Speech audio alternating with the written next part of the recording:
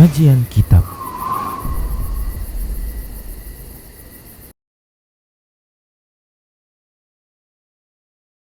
Assalamualaikum warahmatullahi wabarakatuh. Innal hamdalillah nahmaduhu wa nasta'inuhu wa nastaghfiruh wa na'udzu billahi min syururi anfusina wa sayyiati a'malina. May yahdihillahu fahuwal muhtadi wa may yudlil falan tajida lahu waliyyan mursyida. Asyhadu an la ilaha illallah wahdahu la syarika lah wa ashhadu anna Muhammadan abduhu wa rasuluh alladzi la nabiyya ba'dah. Wa qala Allah subhanahu wa ta'ala, ya ayyuhalladzina amanu taqullaha haqqa tuqatih wa la tamutunna illa wa antum muslimun. Ya ayyuhalladzina amanu taqullaha wa qulu qawlan sadida yuslih lakum a'malakum wa yaghfir lakum dhunubakum wa may yuti'illaha wa rasulahu faqad faza fawzan 'azima. Ya ayyuhan nasu taqu rabbakumul ladzi khalaqakum min nafsin wahidah wa khalaqa minha zawjaha wa batha minhuma rijalan katsiran wa nisaa'a wattaqullaha alladzi tasaaluna bihi wal arham innallaha kana 'alaikum raqiba. Amma ba'du, inna astaqal hadithi kitabullah wa khairal hadi hadi Muhammad sallallahu alaihi wasallam wa syarrul umur muhdatsatuha wa kullu muhdatsatin bid'ah wa kullu bid'atin dhalalah wa kullu dhalalatin finnar. Qala muallif al-imam muhaddits Amirul Mukminin fil hadits Al-Bukhari rahimahullah, babu fadli man 'ala ibnatahu al-mardudah. Bab keutamaan mereka yang menafkahi anaknya yang mardudah, putrinya yang mardudah. Ikhwafiddin, yang dikatakan mardudah adalah seorang wanita yang sudah menikah, lantas dia dicerai oleh suaminya, maka tanggung jawab tersebut kembali kepada orang tuanya. Mardudah, kata-kata dari kata mardud yaitu tertolak, ditolak, artinya kembali. Putrinya yang telah melangsungkan akad pernikahan, otomatis tanggung jawab terhadap wanita tersebut berpindah kepada suaminya. Bahkan lebih wajib dia taati ketimbang ayah kandungnya sendiri. Di saat seorang wanita sudah menikah, maka kewajiban untuk dia taat kepada suaminya lebih diutamakan ketimbang ketaatannya kepada ayah kandungnya sendiri. Apabila terjadi suatu hal yang tak diinginkan hingga terjadilah perceraian, bahtera yang dikayuh ternyata mau tidak mau harus pecah dan retak dan pecah, terbelahlah rumah tangga, terpisahlah antara suami dan istri yang tadinya sudah melangsungkan sebuah perjanjian yang sangat kokoh. Wa akhadna minkum mitsaqan ghalidha, dan kaum wanita telah mengambil dari kalian perjanjian yang sangat kokoh, yang dimaksudnya adalah akad pernikahan. Jika ternyata bahtera yang dikayuh pecah, maka tanggung jawab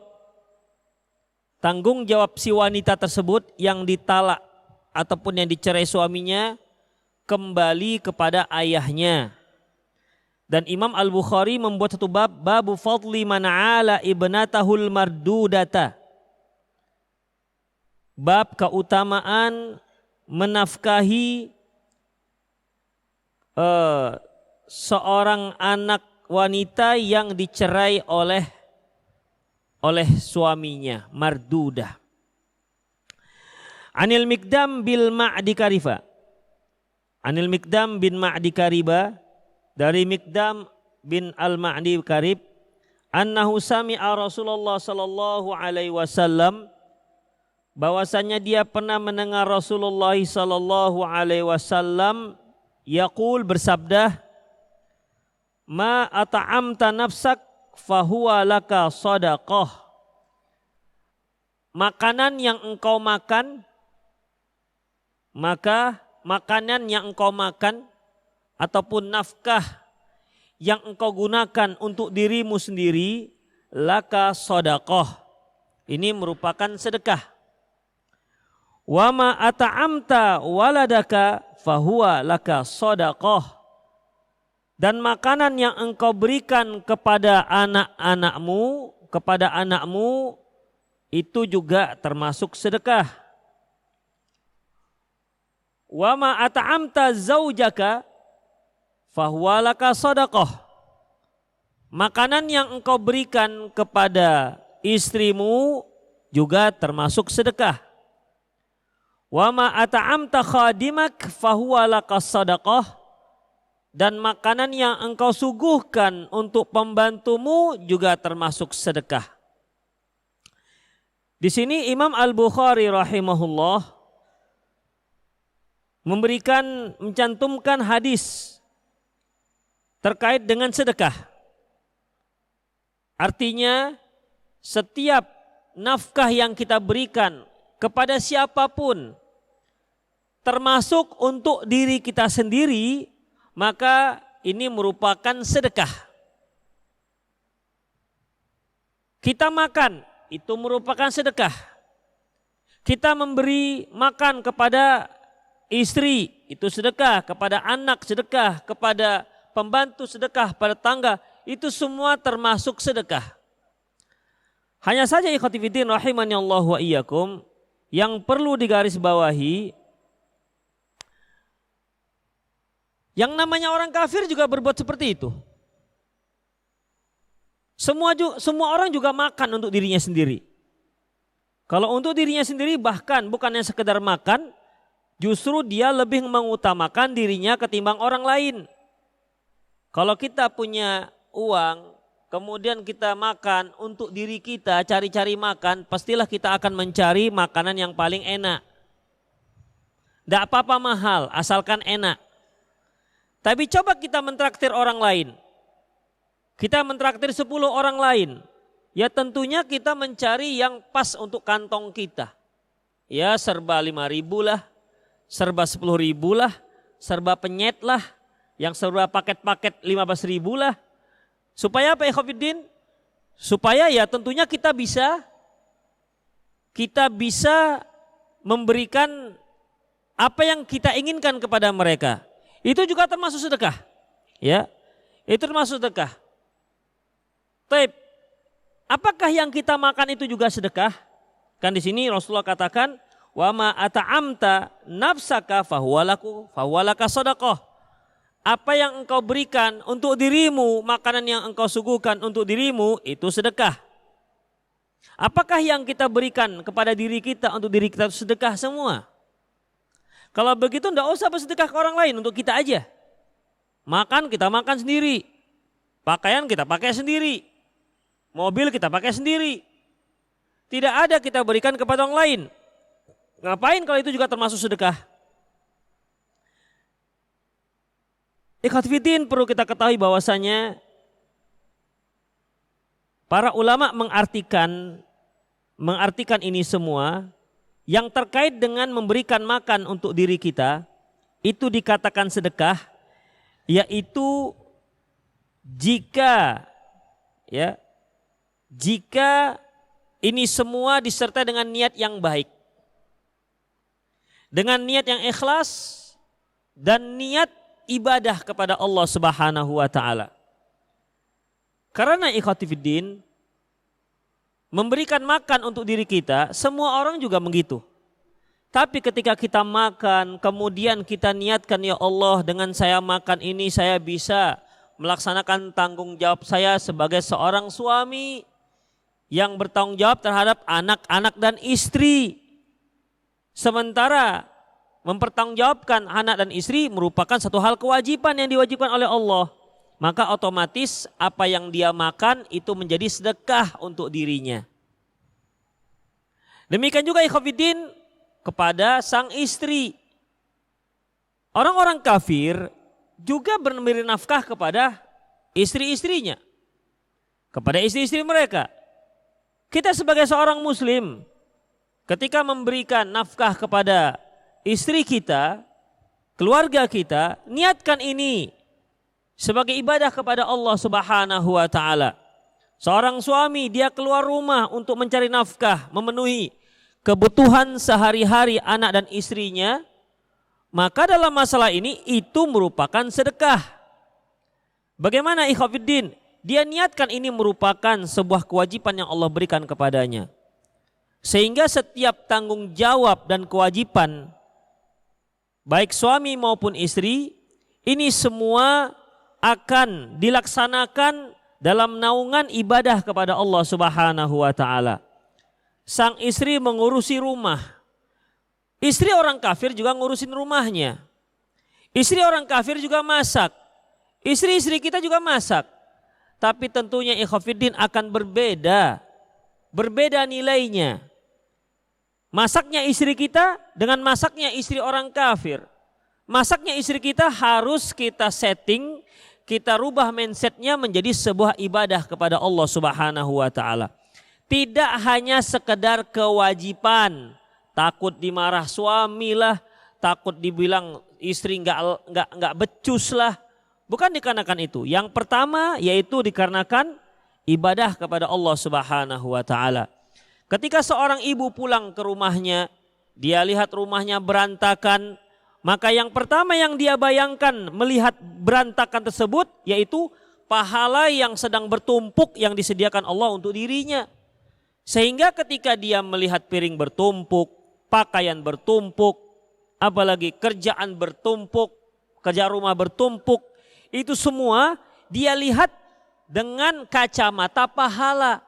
Sehingga dia bisa melakukan dengan ikhlas. Dengan ikhlas. Dan dia lakukan dengan senang hati.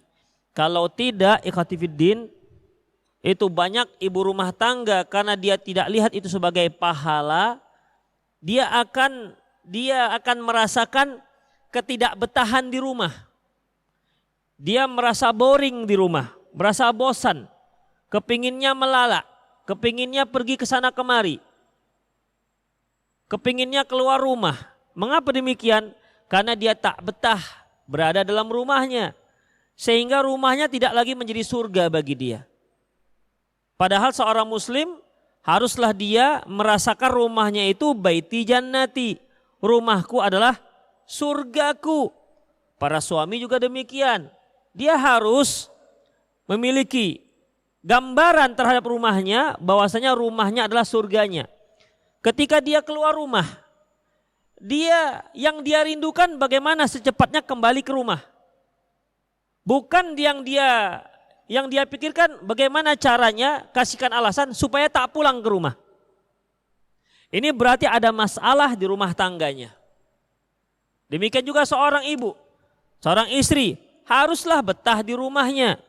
Jangan bawaannya mau keluar rumah aja. Ya kadang-kadang ada dengan alasan ngaji. Pagi ngaji, siang ngaji, sore ngaji, malam ngaji. Terus kapan dia ngurusin rumahnya? Demikian ikhwatiddin. Oleh karena itu ikhwatiddin, rahimani Allah wa iyyakum, diniatkan ini semua sebagai ibadah kepada Allah Subhanahu wa taala. Maka dia menjadi sedekah. Wa ma at'amta nafsaka fahuwa laka shadaqah. Apa yang engkau berikan kepada dirimu, makanan yang engkau makan untuk dirimu itu sedekah. Wa ma at'amta waladak fahuwa laka shadaqah. Yang engkau berikan kepada anak-anakmu, makanan yang engkau suguhkan untuk anakmu itu sedekah. Kemudian wa ma at'amta zaujaka fahuwa laka shadaqah. Apa yang engkau berikan untuk istrimu itu juga sedekah. Bukankah Rasulullah sallallahu alaihi wasallam mengatakan bahwasanya luqmatun, satu suap yang engkau berikan yang engkau sulangkan ke istrimu itu lebih baik ketimbang sedekah yang engkau berikan, yang engkau sumbangkan dalam jihad fi sabilillah. Mengapa demikian ikhwatiddin rahimani Allah wa iyyakum? Karena memang keluarga, istri, orang yang paling dekat dengan kita, mereka lebih berhak untuk mendapatkan nafkah dari kita. Oleh karena itu kalau kita lihat Allah Subhanahu wa taala firman, wa qadha rabbuka alla ta'budu illa iyyah wa bil walidaini ihsana. Allah telah menetapkan janganlah kalian itu menyembah kecuali hanya kepada Allah. Ini yang pertama kewajibannya. Wa bil walidaini ihsana, dan berbuat baik kepada kedua orang tua. Di sini ikhwatiddin berarti Islam memperlihatkan bagaimana skala prioritas dalam berbuat baik. Yang pertama ikhwatiddin, perbuatan baik yang harus kita perhatikan yaitu menjauhkan diri kita dari kesyirikan.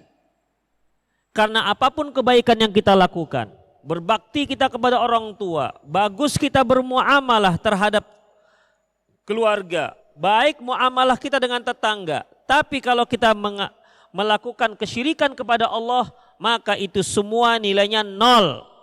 Tidak ada guna sama sekali. Karena kita melakukan kebaikan, harapan kita tentunya surga. Adapun orang yang berbuat syirik, maka dia disiapkan untuk dia neraka jahanam kekal selamanya. Innallaha la yaghfiru ayyushraka bih wa yaghfiru ma duna dzalika liman yasha. Allah tidak akan mengampuni dosa orang yang berbuat syirik dan masih mengampuni dosa yang lain-lainnya bagi selain syirik bagi siapa yang dia kehendaki.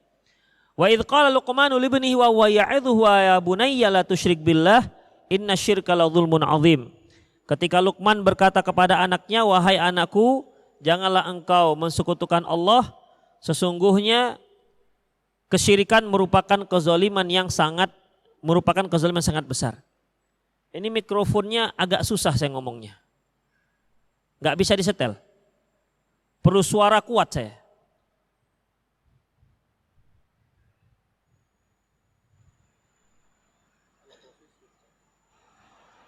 Taib, ikhwatiddin rahimani Allah wa iyyakum. Kita lanjutkan. Tadi kita lihat ikhwatiddin. Yang pertama tentunya kita menyembah hanya kepada Allah. Yang kedua berbakti kepada orang tua. Kemudian siapa lagi yang berhak setelah itu? Yang berhak setelah itu adalah istri kita, keluarga kita. Mereka yang lebih berhak. Kalau kita lihat, perhatikan, Imam Al-Bukhari mengatakan fadlu man ala ibnatahul mardudah, bab keutamaan seorang yang menafkahi, menanggung jawabi putrinya yang sudah ditalak oleh suaminya. Perhatikan hadisnya. Ma at'amta nafsak fahuwa laka sadaqah. Apa yang kau berikan kepada dirimu itu sedekah. Wa ma at'amta waladaka fahuwa laka sadaqah. Wa ma apa yang kau berikan kepada anak laki-lakimu maka dia sedekah. Wa ma at'amta zaujaka fahuwa laka sadaqah. Yang makanan yang kau suguhkan untuk istrimu sedekah. Wa ma at'amta khadimak, apa yang kau berikan makanan yang engkau suguhkan kepada pembantumu itu sedekah. Fahuwa laka sadaqah. Tak ada disebutkan di sini tentang anak perempuan yang dicerai oleh suaminya. Yang ada untuk diri, untuk anak laki-laki, kemudian untuk anaknya, untuk istrinya, dan untuk khadim, untuk pembantu.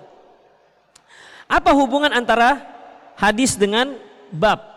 Padahal tidak ada disinggung di sini tentang menanggung-jawabi seorang putri, seorang anak yang dicerai oleh suaminya. Ikhwatiddin, di sini di akhir hadis ada wa ma at'amta khadimak fahuwa laka sadaqah. Apa yang engkau suguhkan untuk makanan, untuk dimakan oleh pembantumu, maka itu sedekah. Kalau kita lihat ikhwatiddin, tadi telah kita sebutkan bahwasanya yang namanya perbuatan baik itu ada skala prioritas. Ya, ada skala prioritas. Siapa yang paling berhak, maka itu yang lebih utama kita berikan. Sama seperti seorang istri. Siapa yang lebih berhak terhadap dirinya, maka itu yang pertama dia taati. Seperti kepada suaminya, baru kemudian kepada kedua orang tuanya. Suami juga begitu. Seorang laki-laki juga begitu. Kepada siapa kebaikan yang dia berikan, maka dia harus berikan sesuai dengan urutannya, ikhwafiddin. Pada Allah, pada kedua orang tuanya, kepada istrinya, kepada anaknya, dan kepada pembantunya. Sekarang di sini nggak disebutkan anak perempuan yang dicerai. Ikhwafiddin, mana lebih dekat? Anak perempuan yang sudah dicerai atau pembantu? Mana lebih dekat terhadap seseorang? Dia punya anak nih, tapi sudah nikah. Karena bermasalah rumah tangganya, akhirnya dicerai oleh suaminya. Baliklah dia ke orang tuanya. Sudah? Kemudian ada pembantunya. Rasulullah menyebutkan apa yang kau berikan kepada pembantumu itu sedekah. Mana lebih dekat? Seorang anak yang statusnya sudah dicerai oleh suaminya, ataukah pembantu yang dia miliki? Jawabannya pastilah seorang anak. Jadi artinya ikhwafiddin, sedangkan pembantu saja kalau kita berikan makan kepada mereka, di mana Rasulullah SAW mengatakan bahwasanya berikanlah pembantumu apa yang dia masak, walaupun hanya sesuap. Kenapa? Karena dia yang telah memasaknya. Artinya tidak boleh dia memasak kemudian dia tak kita berikan sedikit pun. Dia yang masak rendang, tapi dia tidak diizinkan makan rendang. Ini nggak dibolehkan. Dia yang masak gulai ayam, tapi kita katakan kamu nggak boleh makan ini. Jadi yang dimakannya apa? Yang tempe lah, yang sayur-sayur saja. Ayam kamu nggak boleh makan. Demikian ikhwatiddin, rahimani Allah wa iyyakum. Terkadang ada majikan-majikan itu yang pelitnya luar biasa. Ya, yang pelitnya luar biasa. Dia sudah makan ayamnya, cekernya masih ditanya lagi. Ini cekernya mana ini cekernya? Ya biarlah pembantu yang makan. Kalau yang pelit kali, udahlah pembantu yang makan. Cekernya, kepalanya kan jarang-jarang kita cari. Apa antum kalau lihat gulai ayam yang pertama antum cari ceker? Ujung-ujung itu biasanya orang tertentu yang makan. Ujung atas dengan ujung bawah. Kepala dan ceker. Makanya kepala itu lebih murah harganya dengan ceker ketimbang tengah-tengahnya. Itu ikhwatiddin. Udahlah biar dia makan, gak usah tanya-tanya lagi. Seharusnya pun nggak boleh seperti itu. Berikan dia sepotong pahanya lah, dadanya lah, begitu. Tapi kalau seorang majikan yang pelit, ikhwatiddin, ada saja alasannya. Kepalanya mana ini? Sudah saya makan. Cuman kepala kok Pak. Kamu nggak tahu di kepalanya itu banyak vitamin-vitamin. Ya Allah. Ya. Jadi ikhwatiddin, tentunya bukanlah ini sebagai sikap seorang muslim. Luar biasa yang namanya Islam. Terhadap pembantu pun itu harus punya adab. Ya. Nggak boleh dizolimi, nggak boleh sembarangan. Disembarangkan yang namanya pembantu. Sampai disebutkan dalam hadis, makanan yang engkau suguhkan untuk pembantumu itu sedekah.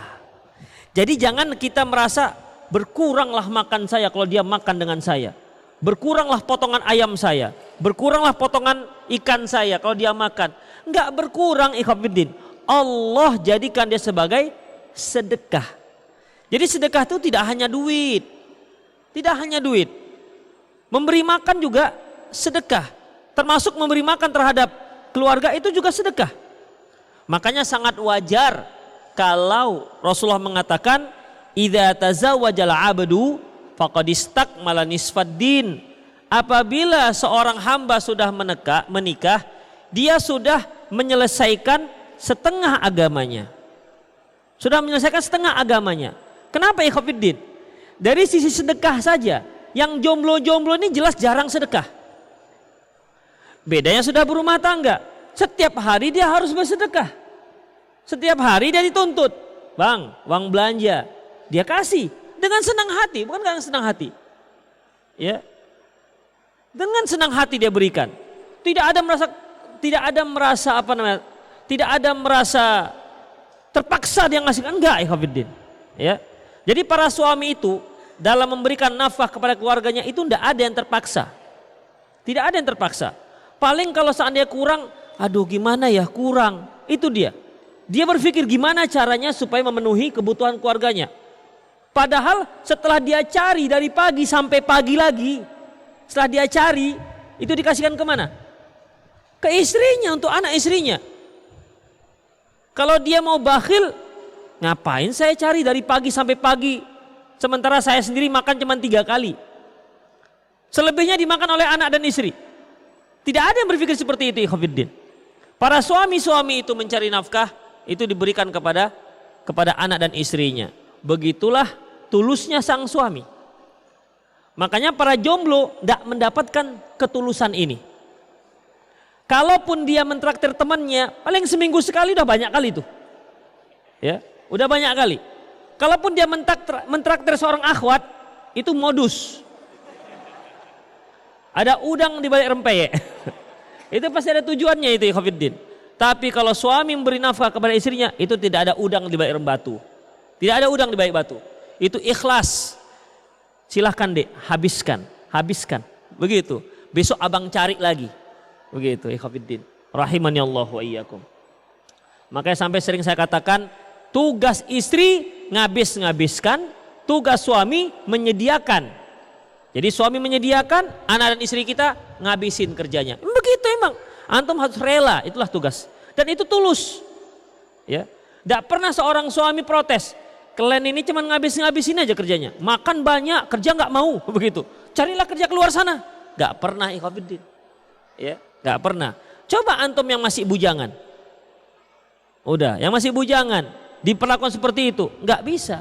Makanya dari sisi itu saja sudah KO dia, sudah keok dengan orang yang sudah menikah. Dari sisi nafkah, belum lagi yang lain-lain, ketenangan hidup, ya kan? Apalagi namanya kecerahan wajah. Yang jomblo ini kan nggak cerah wajahnya. Tenang, matanya pun santai. Kalau enggak asik jelalatan aja. Begitu. Bawaannya mau nazor aja. Ikhwatifiddin rahimani Allahu ayyakum. Jadi dalam masalah ini ya Rasulullah mengatakan wa ma at'amta khadimak fahuwa laka shadaqah. Apa yang kamu suguhkan untuk pembantumu itu sedekah. Untuk pembantu saja itu sudah dianggap sedekah. Bagaimana dengan anak putri kita sendiri yang qadarullah ternyata bahtera rumah tangganya terpecah sehingga dia harus kembali kepada kedua orang tuanya.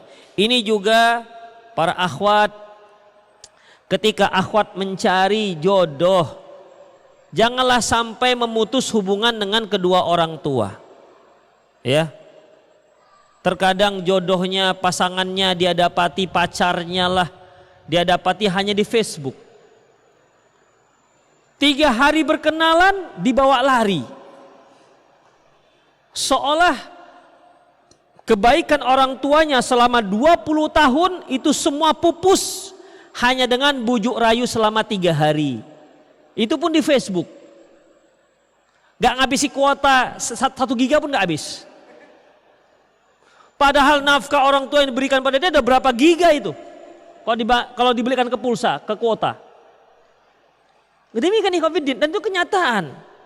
Jadi mintalah restu orang tua. Kalau orang tua nggak restu, bersabarlah sampai dia restu. Tapi Ustadz, orang tua saya nggak mau dengan calon suami yang cingkrang-cingkrang. Ya sudah, bersabar. Ya, bersabar.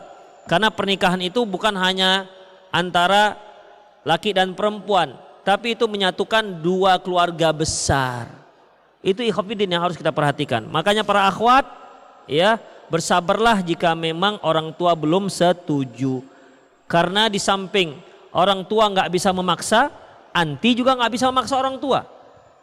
Bersabarlah sampai Allah Subhanahu wa taala membukakan membukakan hati kedua orang tua. Itu ikhwafiddin.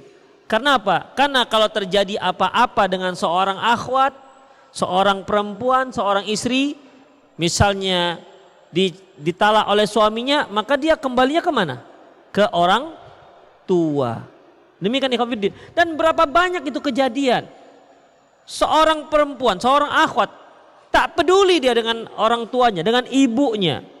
Dia terpikat oleh seorang pemuda, terpesona oleh ketampanan seorang pemuda yang dianggapnya gantengnya luar biasa, sehingga dia menikah di kota lain tanpa mempedulikan orang tuanya.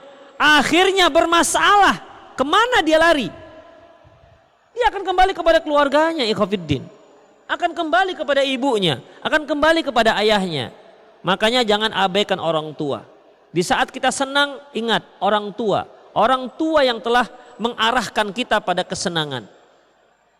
Ketika kita sedang kasmaran, ingat orang tua itu lebih cinta kepada kita ketimbang cintanya pemuda yang gak jelas itu kepada kita. Itu harus sangat dicamkan. Ya, makanya ikhwafiddin, seorang istri itu sebenarnya kalau bahasa Rasulullah itu seperti kawarir, itu kaca. Kaca itu mudah pecah. Rasulullah juga menyebutkan bahwasanya seorang perempuan itu kalau dia sudah bersuami, apa kata beliau? Ittaqun nisa fa innaha awanan lakum. Bertakwalah kalian kepada kaum wanita karena dia merupakan tawanan kalian. Jadi seorang wanita, istri tawanan suaminya. Suaminya bisa buat apa saja. Bisa dia berbuat zalim kepada suaminya. Oleh karena itu ikhwafiddin, siapa yang akan membela sang istri ini kalau enggak orang tuanya? Ya, siapa yang akan membela? Jadi kalau dia abaikan orang tuanya, terjadi apa-apa rumah tangganya, lantas dia kemana mengadu? Tentunya kepada Allah. Setelah itu bagaimana? Siapa yang akan membelanya? Tidak akan ada yang membela dia kecuali keluarga dia.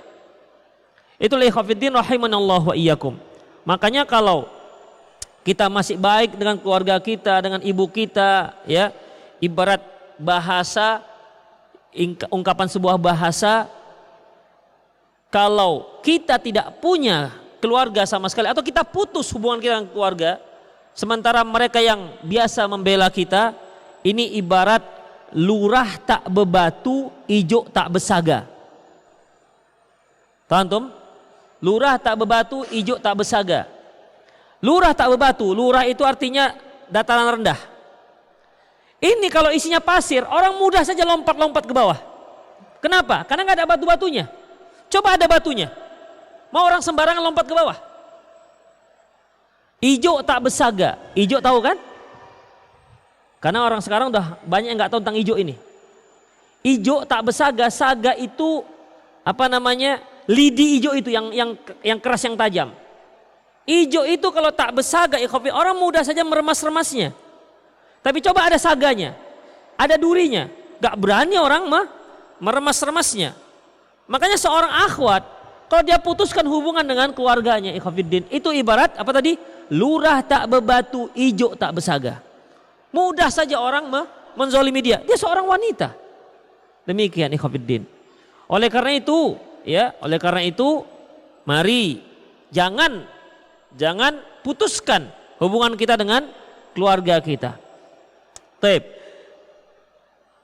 Di sini sebagaimana kita katakan tadi menunjukkan memberi makan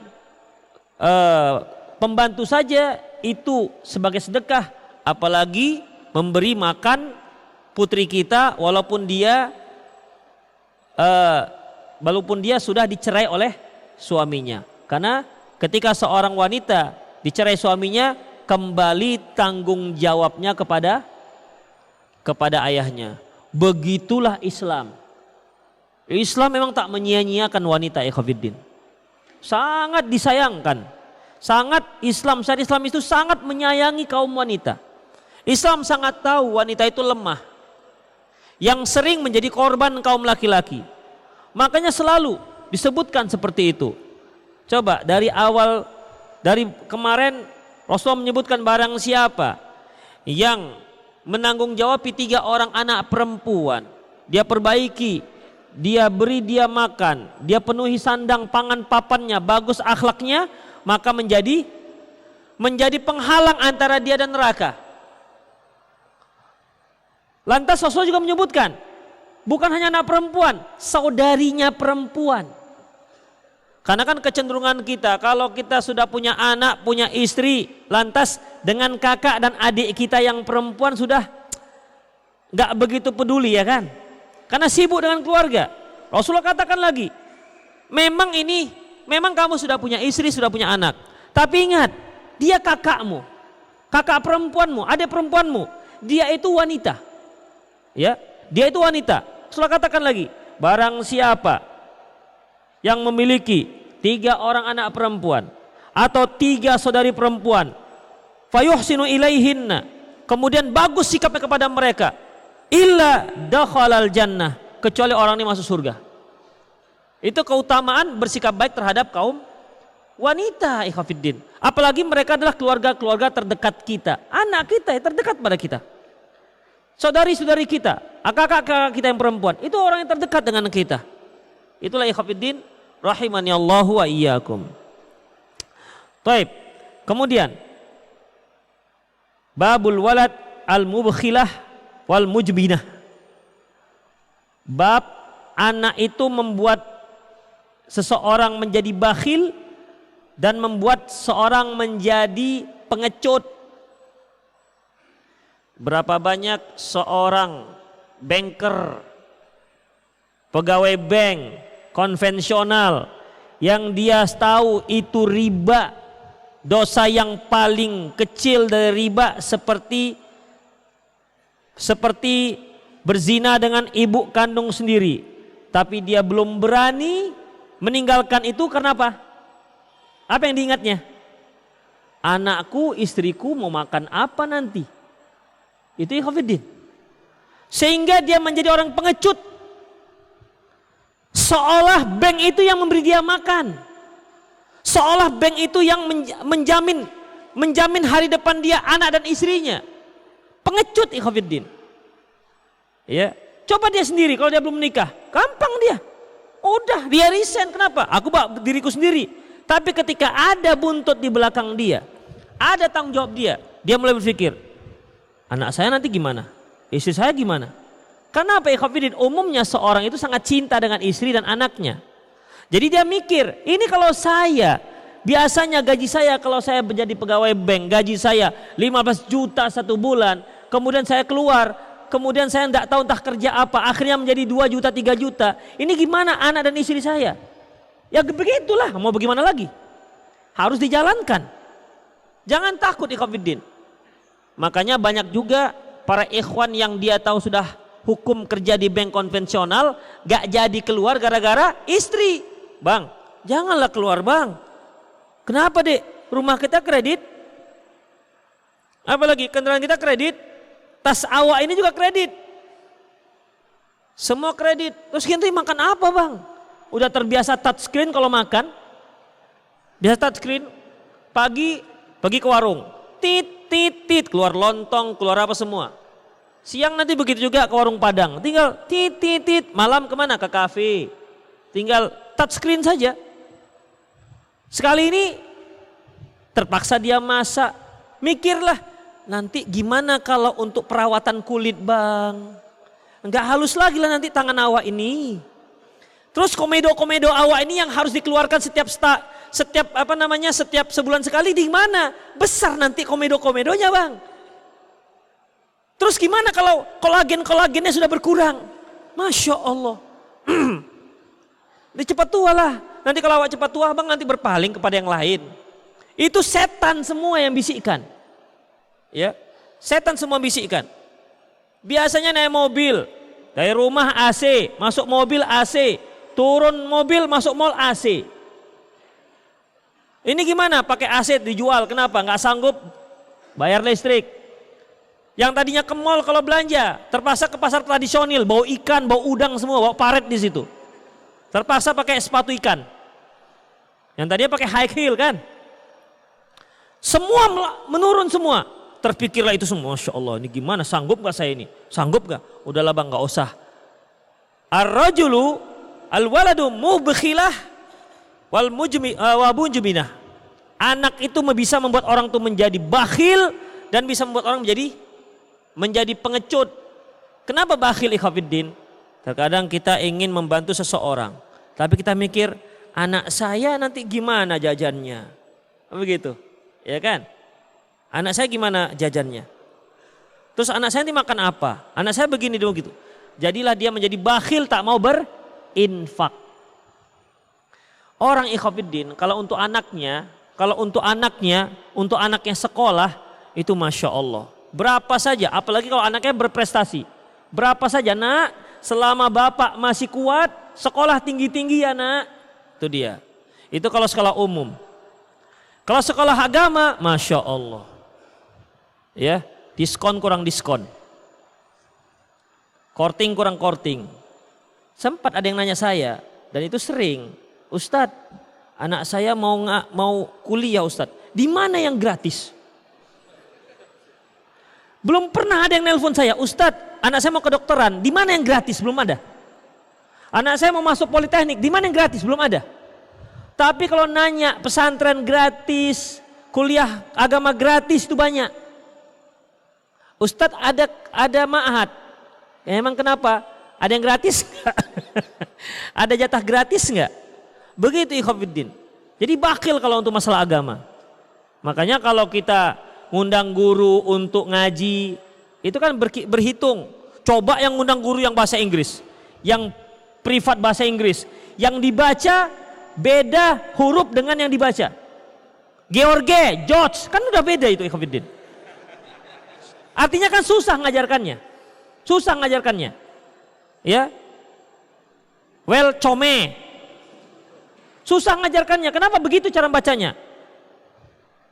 Padahal kalau kita ngajarkan Al-Quran lebih berkah, ya, dan ini adalah agama Islam, selalu biayanya lebih rendah. Itu dia. Selalu biayanya lebih rendah. Alasannya apa? Kalau ustadz itu lillahi ta'ala. Memang kalau privat lillahi apa namanya? Li seton rupanya. Kan tidak ikhwatiddin. Tapi begitulah nasib kita ikhwatiddin. Intinya kalau untuk anak kita memang kalau kita punya jarang orang tua itu yang berhitung. Tapi itulah yang menyebabkan dia akhirnya tidak mau berinfak ke yang lain. Ada masjid, aduh mikirnya anak saya, uang sekolah anak saya, uang seragamnya, uang bukunya, uang makannya, uang jajannya, uang pulsanya, belum lagi cari kuotanya lagi untuk internet anaknya, belum lagi HP-nya, belum lagi banyak yang dihitung, sisanya berapa? 2.000. Ini dikasihkan ke masjid, lillahi ta'ala 2.000. Menjadi pelit. Dan itu nggak bisa kita pungkiri, Khafiddin. Ya, tidak bisa kita pungkiri. An Aisyah radhiyallahu anha qala Abu Bakrin radhiyallahu anhu, wallahi ma'al ardi rajulun ahabbu ilayya min Umar. Demi Allah kata Abu Bakar, tidak ada laki-laki yang lebih aku sayangi melebihi Umar. Falamma kharaja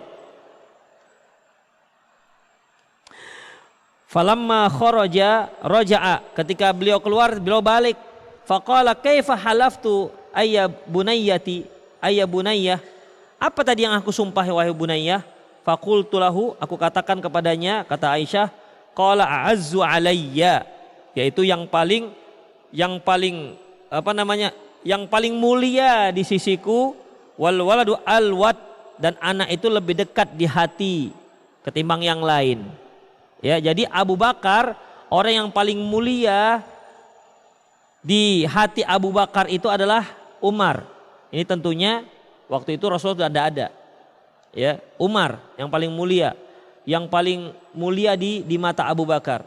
Tapi bagaimanapun wal waladu alwat, anak itu lebih dekat di hati kita ketimbang siapapun. Artinya apa ya Khafiddin? Karena lebih dekat di hati kita ketimbang siapapun, akhirnya dia itulah yang menyebabkan kita menjadi orang bakhil dan orang yang pengecut. An Ibnu Abi Nuaim, qala, dia berkata, kuntu syahidan Ibnu Umar, idz sa'alahu rajulun an damil ba'udah.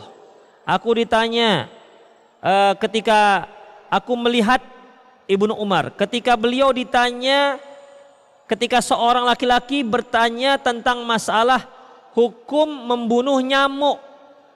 Maksudnya hukum membunuh nyamuk di saat haji. Kan orang berihram, ya, orang berihram, kemudian dia berada di lingkungan haram, di antaranya kan nggak boleh membunuh binatang buruan. Makanya kalau kita lihat baik di Madinah maupun di Mekah, itu nggak ada orang yang mengusik-ngusik burung merpati di situ. Burung merpati bebas luar biasa. Bahkan saya pernah mengusiknya. Jadi ketika dia berkumpul, senang kita kalau kita usik, terbang begitu. Seperti lalat terbangnya. Itu yang difoto. Kata orang Mesir, nggak boleh katanya. Nggak boleh. Ternyata saya cari, memang ada hadisnya. Wala tunaffiru saidaha. Jangan kalian usir. Jangan kalian usir hewannya. Jadi nggak boleh, lewat aja. Bukan sengaja diusir. Kadang-kadang kan ada begitu dia berkumpul, kita dari jauh, hus begitu, sehingga berterbanganlah burung merpatinya. Ternyata nggak dibolehkan. Hadis tersebut diriwayatkan oleh Imam Bukhari. Umar bin Khattab pernah satu kali beliau lagi sholat, di situ inggap burung, lantas diusir beliau, ya, diusir beliau. Ternyata burung ini hinggap di satu tempat, lantas burung ini dimangsa oleh ular. Lantas Umar bin Khattab mewajibkan atas dirinya dam, sembelih seekor kambing, sampai sebegitunya ikhwatiddin. Baik, laki-laki ini bertanya, gimana kalau bunuh nyamuk di daerah haram? Apa kata Abdullah bin Umar, mimman anta, ente itu dari mana asalnya? Qala min ahli Irak, aku dari Irak. Faqala unzuru ila hadha, kata Ibnu Umar, coba lihat ini orang ini. Yas'aluni an damil ba'udah, dia bertanya kepadaku hukum membunuh nyamuk. Faqad qatalu ibnan Nabi sallam, padahal mereka sudah membunuh anak Nabi sallallahu alaihi wasallam, maksudnya Husain. Kan yang membunuh Husain bin Ali bin Abi Thalib adalah orang-orang Irak. Mereka ditanya hukum bunuh nyamuk. Seharusnya yang ditanyanya apa hukum bunuh cucu Rasulullah. Kenapa malah nyamuk yang ditanya? Maka jengkel Abdullah bin Umar. Tengok nih orang ini. Dia nanya tentang hukum bunuh nyamuk. Sementara mereka telah bunuh Husain bin Ali bin Abi Thalib, cucu Rasulullah SAW. Kalau di sini bahasanya anak Rasulullah SAW. Sami'tun Nabiyya SAW yaqul. Padahal aku pernah mendengar Rasulullah bersabda, huma raihanayya minad dunya. Keduanya adalah raihanayya, itu kesenangan saya, pelipur lara saya. Artinya Hasan dan Husain itu adalah pelipur lara Rasulullah SAW, penyejuk hati Rasulullah, pengembira Rasulullah. Itu yang mereka bunuh. Di sini ikhwatiddin, ini juga dapat kita ambil satu faedah ketika kita bicara dengan seseorang. Kita boleh bertanya, Anda dari mana? Begitu. Anda dari mana? Misalnya nih, antum berhadapan dengan seorang yang pakai jubah, pakai sorban. Udah, ini mau bicara agama nih. Ya kan? Antum boleh tanya, ngaji di mana bang? Begitu. Sebab kalau antum nggak tahu dari mana ngajinya, tiba-tiba antum bicara bid'ah, sudah betinju antum di situ. Harus tahu latar belakangnya orang, sehingga kita bisa masuk, memperkirakan dari mana masuknya. Begitu. Tapi kalau kita tahu dia orang yang sudah lama ngaji salafi, mudah kita bicara. Kita bicara bid'ah juga belak-belakan, kita bicara syirik juga biasa belak-belakan. Tapi kalau latar belakangnya sufi, jamaah tablik misalnya, antum bicara belak-belakan masalah bid'ah, gatal aja bawaan itu tangannya itu. Demikian ikhwatiddin, ini juga uslub. Saya dari sono misalnya, tahu kita oh ini orang umum, tak mengerti sekali tentang masalah agama. Jangan dalam pembahasannya. Pembahasan nanti masalah-masalah khilafiyah, jangan ikhwatiddin. Nanti dia belum sholat, antum bicara masalah khilafiyah, masalah kunut. Abang tahu masalah kunut? Dia sholat apa enggak? Untuk apa kita bicara masalah kunut kemudian dia sholat enggak sholat? Demikian. Taib ikhwafiddin. Makanya Abdullah bin Umar ini mengetahui latar belakang orang ini. Ente dari mana emangnya? Padahal kan ditanya apa hukum bunuh nyamuk, kan? Tapi ini ada ini pertanyaan agak aneh ini. Makanya ente dari mana? Kan bisa ikhwafid dari pertanyaan kita bisa mereka-reka ini orang gimana latar belakangnya. Dari pertanyaan bisa.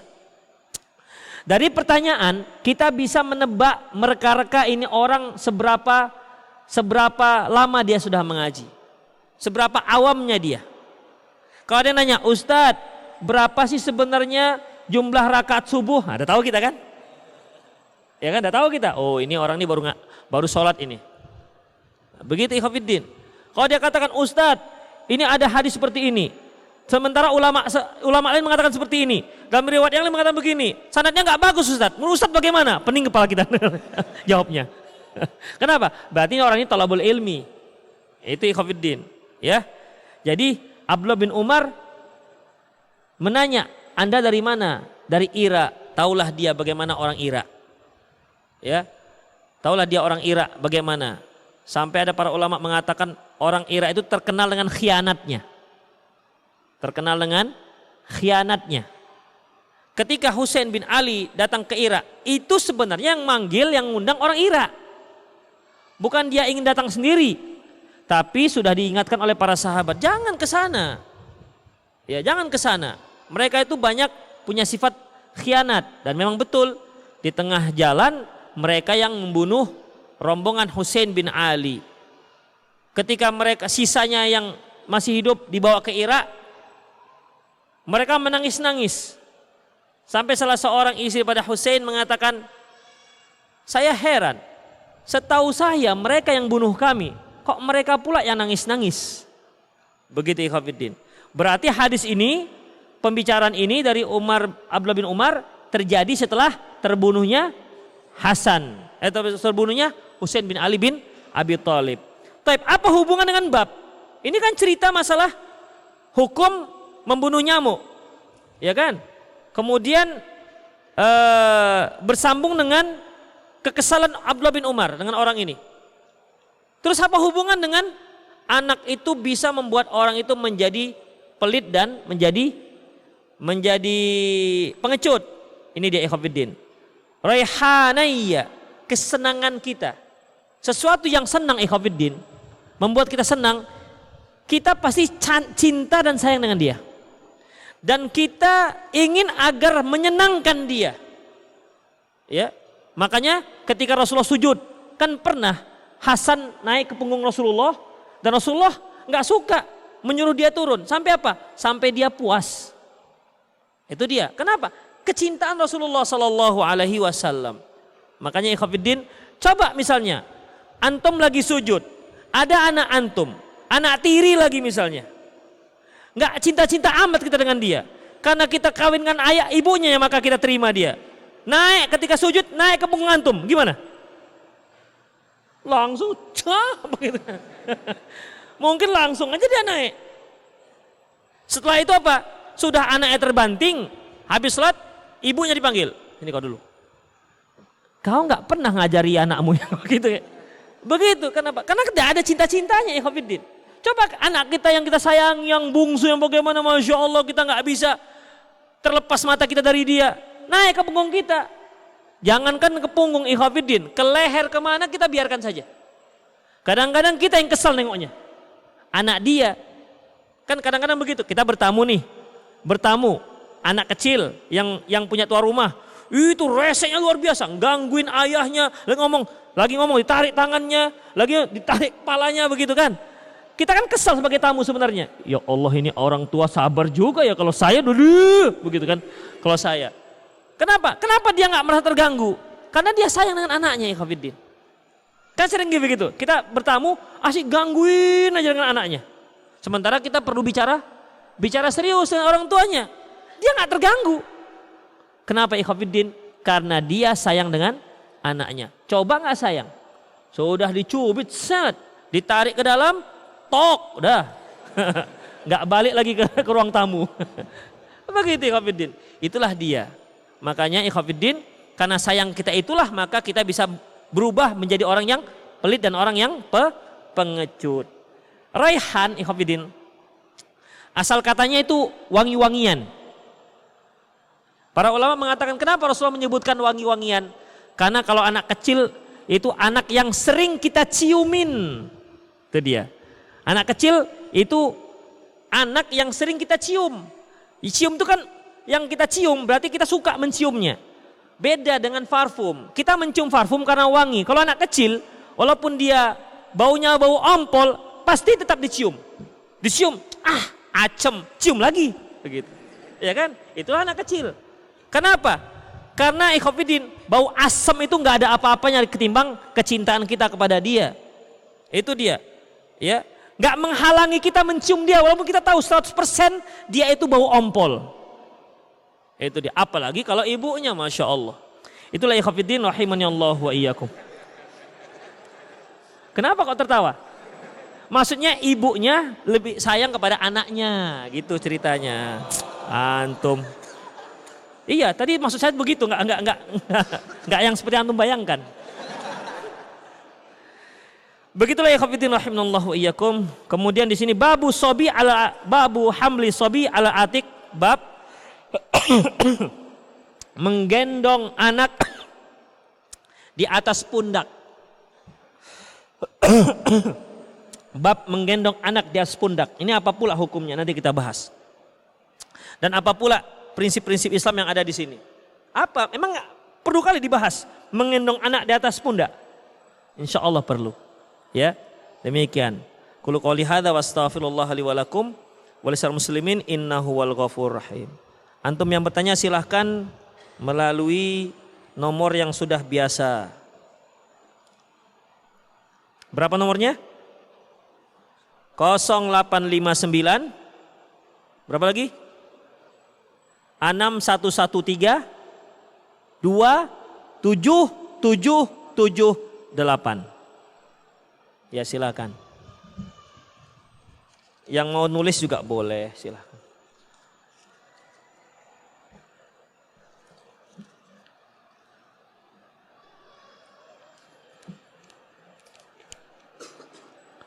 Apakah semua ibadah harus niat karena Allah agar diterima? Karena ada dai mengatakan kita berbuat baik kepada orang tua kita karena dia memang ibu kita, cintai dengan dalil seorang pelacur yang memberikan minum seekor anjing. Allah terima kebaikannya. Itu mesti saat memberikan air tidak mengingat Allah Subhanahu wa ta'ala. Ikhwafiddin, perhatikan. Sebuah kebaikan, ya. Sebuah kebaikan itu harus dikarenakan Allah Subhanahu wa ta'ala. Dikarenakan Allah yang dimaksud apa ikhwafiddin? Dikarenakan dia tidak menginginkan pujian siapapun. Ya. Dia hanya semata ingin menolong anjing ini, pelacur ini. Semata hanya ingin menolong anjing. Dia tidak ingin pujian. Siapa orang memuji minum anjing? Gak akan ada orang yang memuji ketika kita memberikan minum kepada anjing. Apalagi yang memberi minum adalah pelacur. Gak akan ada yang memuji. Ini menunjukkan apa ikhwafiddin? Menunjukkan ketulusan orang ini. Dikatakan dia tak mengingat Allah. Siapa bilang? Tidak ada dalam hadisnya dia gak mengingat Allah. Yang jelas dia melakukan tidak mengharapkan pujian siapapun. Dan tidak mengharapkan balasan dari orang, apalagi dari anjing yang dia beri minum. Karena Rasulullah katakan innamal a'malu binniyah wa innamal likulli imri'im ma nawa. Sesungguhnya setiap manusia itu, setiap amalan itu disertai dengan niat, masing-masing orang sesuai dengan apa yang dia niatkan. Memberi minum anjing itu pasti ada niatnya. Jadi dia akan dibalas sesuai dengan niat yang diniatkan. Kalau dia niatnya supaya orang katakan, wah, orang ini betul-betul sosial sampai anjing mau mati pun masih diberi minum misalnya. Hebat kali. Berarti kena dia. Ya, berarti dia tidak mendapatkan keutamaannya. Assalamualaikum Ustaz. Sementara ini ana belum bisa menafkahi orang tua dikarenakan sumber pencarian masih belum lancar. Hanya cukup-cukup untuk anak dan istri. Gimana Ustaz posisi saya dalam kondisi tersebut? Karena saya seorang anak laki-laki mohon penjarahan. Ya kalau orang tua antum masih bisa memenuhi kebutuhannya sendiri, ya nggak masalah. Kalau orang tua antum masih bisa memenuhi kebutuhannya sendiri, nggak masalah. Tetapi kalau ternyata orang tua antum nggak bisa memenuhi kebutuhannya sendiri, maka nafkah yang antum dapat dibagi untuk orang tua. Misalnya karena orang tua sudah jompo, misalnya nggak bisa lagi cari nafkah, misalnya pensiun nggak ada, semata mengharapkan anaknya, maka nafkah yang antum dapati dibagi untuk orang tua. Jadi bagaimana? Ya cukup-cukupkan. Kan pernah sering saya singgung, dunia itu ikhwafiddin, tinggal setelan kita bagaimana. Tinggal setelan kita bagaimana. Nggak bisa kita makan daging, kita makan ikan. Nggak bisa makan ikan, cari ikan. Kan ada ikan mahal, dari mulai kakap, tongkol sisik, tongkol apa lagi, kemudian sampai kepada ikan sepat, ikan apa semua. Udah, nggak bisa juga, ya sudah ikan asin kresek itu aja. Yang biasanya dengan urap, udah nggak bisa juga. Telur bagi 4, 1/4 untuk antum, 1/4 untuk istri, 2 lagi untuk tambuh. Bisa, insya Allah bisa ikhwatiddin. Yang penting nasinya banyakkan kecapnya. Begitu bisa. Nggak sanggup juga Ustaz, udah makan nasi aja. Kalau Masya Allah, kalau kita memang nggak sanggup ikhwatiddin beli apapun, hanya sanggup beli beras, nasi pakai garam, itu pun lezatnya luar biasa. Yakinlah antum, lezat luar biasa. Saya pernah mengalami makan nasi pakai minyak jelantah itu, enak rasanya. Sekarang saya nggak mau. Enak ikhwatiddin. Jadi tinggal kita mensikapinya bagaimana ikhwatiddin. Udah bagi ke orang tua antum, karena orang tua termasuk di bawah tanggung jawab kita.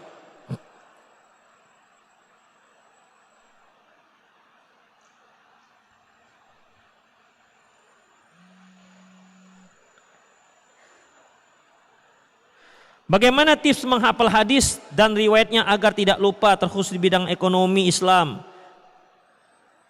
Karena saya masih di bidang tersebut. Ikhwatiddin, untuk menghafal itu nggak ada tipsnya.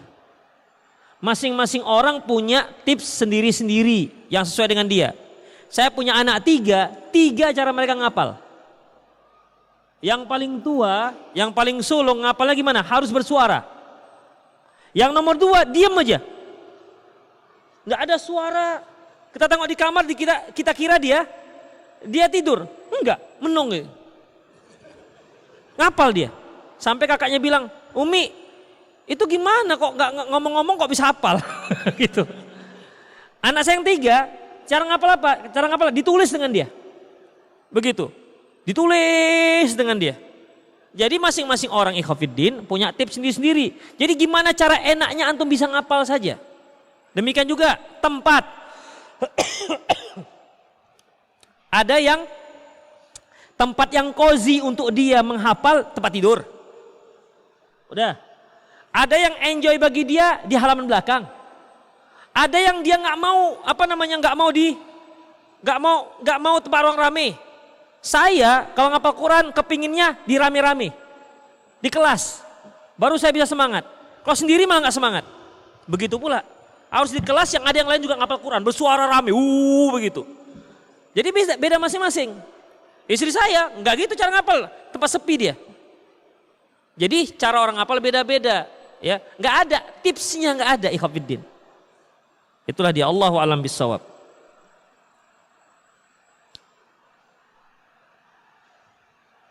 Assalamualaikum Ustaz. Apa hukumnya seorang pengacara yang melakukan pembelaan terhadap bank konvensional maupun syariah yang ada di Indonesia? Antum tahu sendirilah kalau seperti ini jawabannya, nggak usah tanya lagi.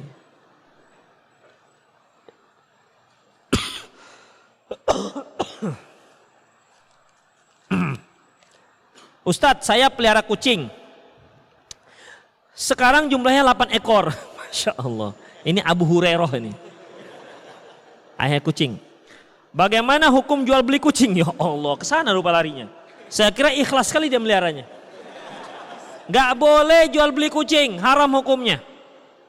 Walaupun kucing Anggora lah, kucing yang tak berbulu itulah. Ya, kucing gak boleh. Rasulullah gak membolehkan jual beli kucing. Titik. Tapi bisnis yang menjanjikan, tak ada menjanjikan. Hilangkan janji-janjinya.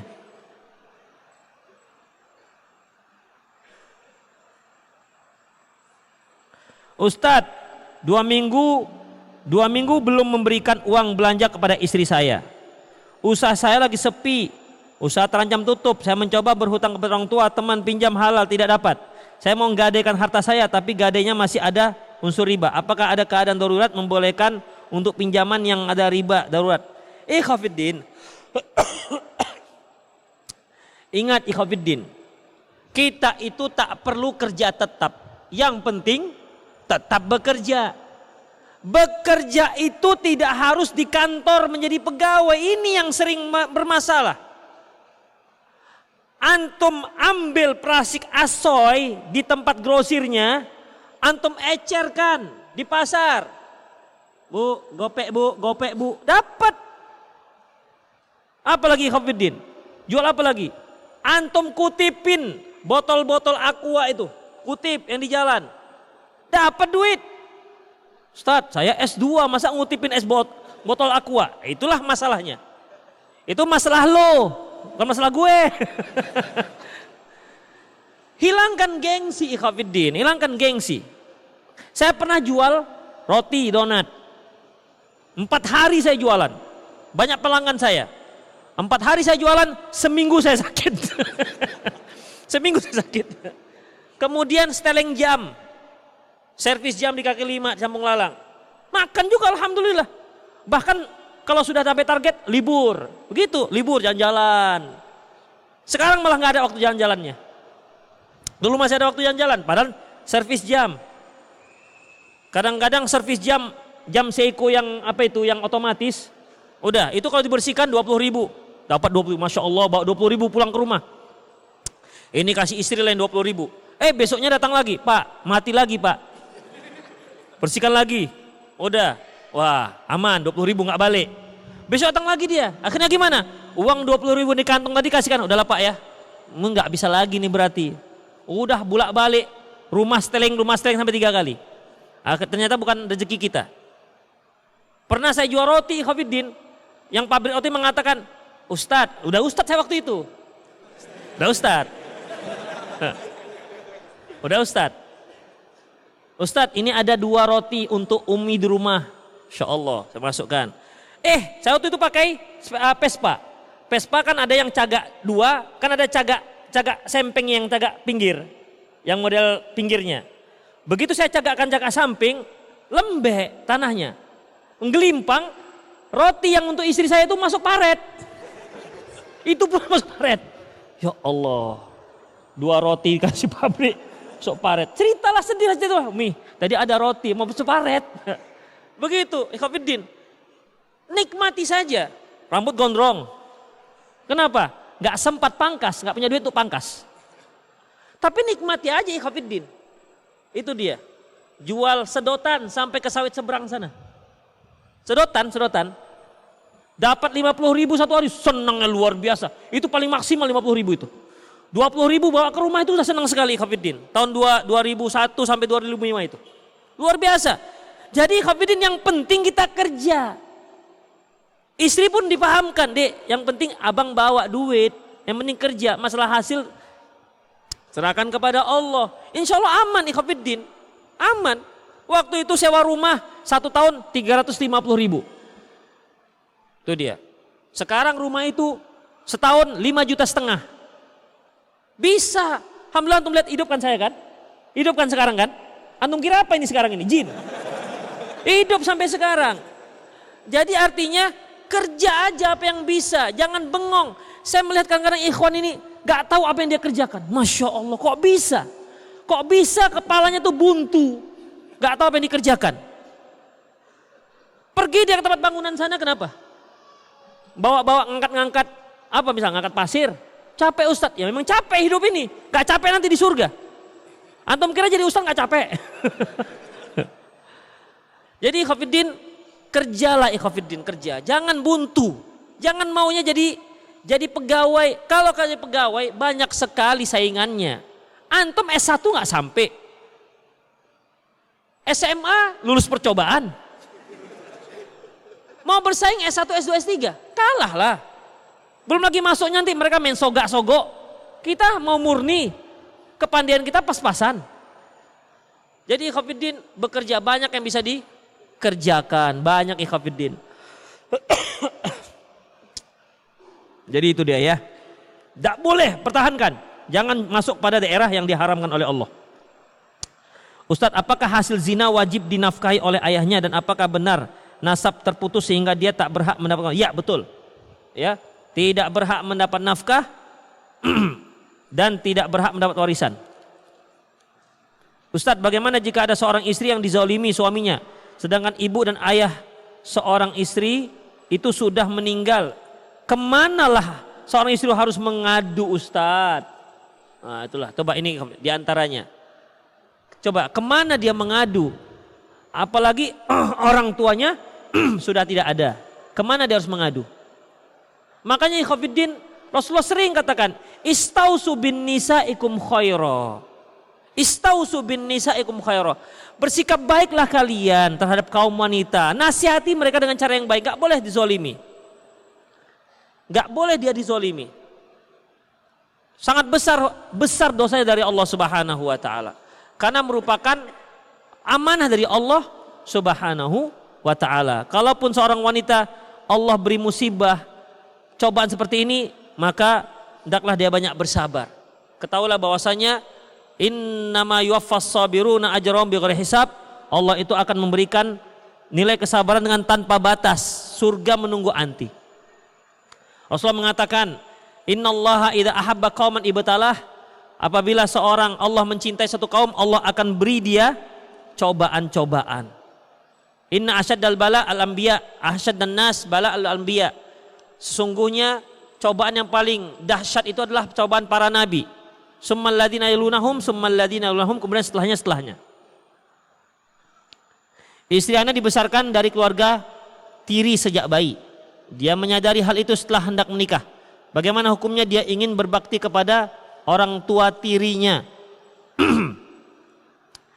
Istri Ana lebih condong dengan keluarga tiri daripada kandung. Tidak jarang dia juga menganggap keturunan asli dari orang tua tirinya. Banggakan nasab orang tua tiri. Enggak boleh ikhwafiddin. Orang tua tiri itu tetap bukan orang tua. Ya.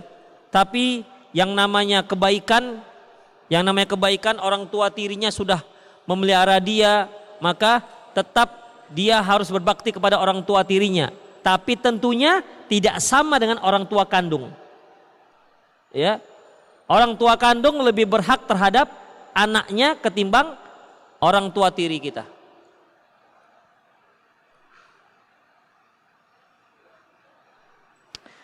Saya kemarin memesan makanan dari ojek online dan ternyata setelah saya beritahu sistem itu terdapat riba, sedangkan makan itu sudah terlanjur saya makan dan saya sempat mentraktir orang. Gimana hukumnya Ustadz? Ya kalau sudah terlanjur nggak apa-apa. Namanya juga terlanjur. Dalam Islam tuh mudah ya kafirin. Terlanjur nggak? Tapi jangan sering terlanjur ya. Terlanjur, besok terlanjur.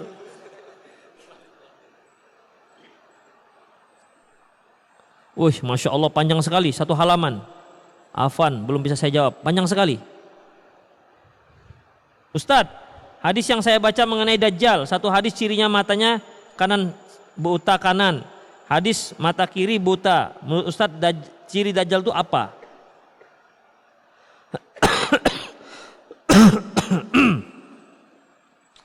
Emang ada yang kanan ya? Satu hadis cirinya mata kanan buta, satu hadis mata kirinya buta. Allahu a'lam bishawab, setahu saya matanya rusak ya. Satu matanya rusak, kemudian matanya tersebut keluar itu bagaikan anggur dan matanya itu bersinar.